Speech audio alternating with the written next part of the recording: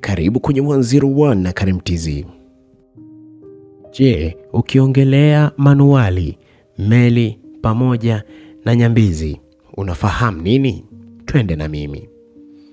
Vipo vifaa vingi sana vinavyotumika kwa ajili ya shughuli mbalimbali za kijeshi, ikiwemo meli, manuari pamoja na nyambizi.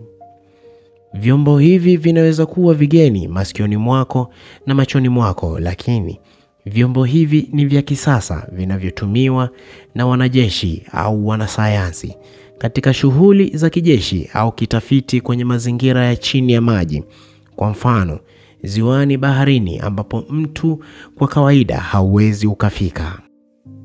Nyambizi zilianza kutumika rasmi katika vita ya kwanza ya dunia iliyopigwa mnamo mwaka 1939 mpaka mwaka 1945 baina ya mataifa ya Ulaya yenye nguvu yakiwemo Italy, Ujerumani, Austria, Hungary, Uingereza na kadhalika. Mbio hizi za kugundua na kutengeneza vyombo hivi zilikuja baada ya kuona vita za baharini zinakuwa ngumu sana, hasa inapokuwa inapigwa juu au chini ya maji. Ingari vita ya ardhini inahitaji magari, vifaru na bunduki, huku vita ya anga ikihitaji hasa ndege zitakazobeba silaha nzito ili kumshambulia adui. Ila swali likabaki, vita ya baharini au katika maji itahitaji nini?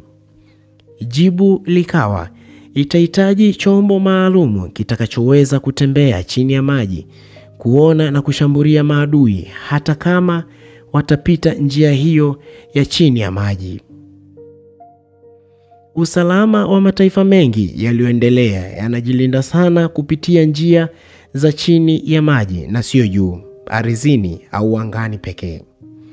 Mataifa kama Marekani, Japan, Italy, India, Ujerumani, Urusi, Uingereza na mengine mengi yaliyo juu kijeshi, hasa yale ya barani ya Ulaya, yametengeneza na kumiliki vyombo hivi kwa sayansi ya kijeshi.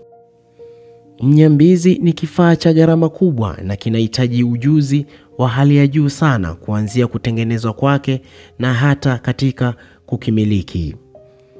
Nyambizi hadi sasa ziko za aina mbili tu, yani zile zinazotumia nishati ya mafuta ya diesel na zile zinazotumia nishati za kisasa za nyuklia. Nyambizi hugharimu kuanzia dola milioni 400 hadi bilioni 4.5 kwa nyambizi moja tu. Ina maumbile ya samaki nyangumi na huwa na uzito wa hadi tani 6,000. Nyambizi moja inaweza kuchukua watu wa kawaida au wanajeshi kuanzia 2 hadi 100 kwa wakati mmoja tu. Ina uwezo wa kasi ya knot 12 hadi 40 kwa maili 46 kwa lisali moja tu. Ina uwezo wa kuzama na kuibuka ndani ya maji baada ya kujazwa au kutolewa kwa maji au hewa kwenye mtungi wake maalum. Nyambizi una uwezo wa kukaa chini ya maji ikiwa na watu bila kuibuka kwa muda wa miezi 3 hadi 6, kuibuka juu maji kutegemea na chakula kinaweza kutosha walioko ndani kwa muda wote huo.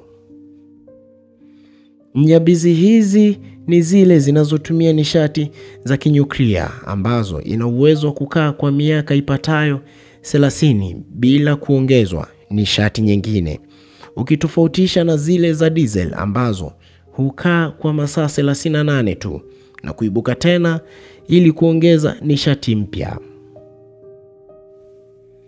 Titanium na alloyed steel metal ndio aina ya vyuma imara kabisa zisizochakaa au kutoka kutu kwa haraka hata zitakapokutana na maji ya chumvi kali kama ya bahari. Nyambizi ina uwezo wa kuzama kwenye kina cha futi 2400 ikiwa bila na changamoto katika sehemu zenye kina kirefu kama kule Mariana Trench iliyopo bahari ya Pacific karibu na kisiwa cha Guam. Kazi kubwa ya chombo hiki cha kivita ni kulinda mazingira ya usalama wa majini na kuogopa kushambuliwa au kuingiliwa na maadui kwa kupitia njia hizo zisizo rasmi. Nyambizi hubeba mabomu yaliyo na uwezo wa kushambulia adui aliye ndani ya maji au angani, kwani chombo hiki kimetengenezwa kwa teknolojia ya hali ya juu sana inayotumia mifumo ya kisasa ya kompyuta satellite ili kuona adui alipo na kumshambulia. Kwa mengine mengi usisahau kulike, kushare, kusubscribe our YouTube channel. Until the next time, bye bye. Pow.